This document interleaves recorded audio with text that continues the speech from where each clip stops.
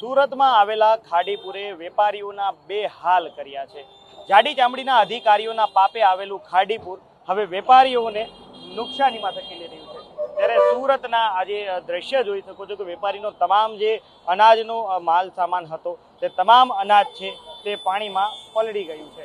મહત્વની વાત છે કે હાલ આ સીધા દ્રશ્ય જોઈ શકો છો કે વેપારીનું તમામ અનાજ ગટરના પાણીમાં પલળી ગયું હોવાના કારણે વેપારીને લાખો રૂપિયાની નુકસાનીનો સામનો છે તે કરવો પડી રહ્યો છે। અને હાલ અનાજમાંથી દુર્ગંધ આવતી હોવાના કારણે તાત્કાલિક અસરથી પાલિકા દ્વારા આ અનાજનો નિકાલ પણ કરવાની ફરજ પડી છે। વેપારી આપણી સાથે છે।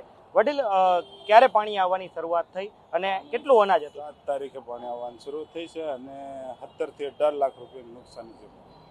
શું કહેશો, કેટલા વર્ષ પછી આ વિસ્તારમાં પાણી આવ્યું? આ વિસ્તારમાં પાણી તો સમજો ને કે પહેલા 2004માં આવ્યું હતું, પછી 6માં આવ્યું, 2004માં આવ્યું, 4માં આવ્યું હતું, એ આ પ્રમાણનું જ પાણી આવ્યું હતું, પછી 6માં આવ્યું ભરતીનું પાણી આવ્યું હતું। આ પાણી તો લગભગ ફ્લડ ગેટના હિસાબે કે કાંઈ બીજું કાંઈ કારણ છે એના હિસાબે આ વસ્તુ થયેલી છે। વેપારીઓને લાખો રૂપિયાનું જે નુકસાન થઈ રહ્યું છે, કેટલી તકલીફ પડે અને આ નુકસાન રિકવર કરવામાં હજી કેટલા વર્ષ સુધી તમારે મહેનત કરવી પડશે?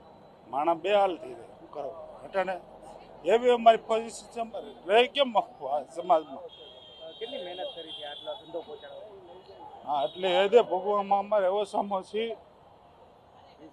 20-25 વર્ષની પોઝિશન થઈ છે।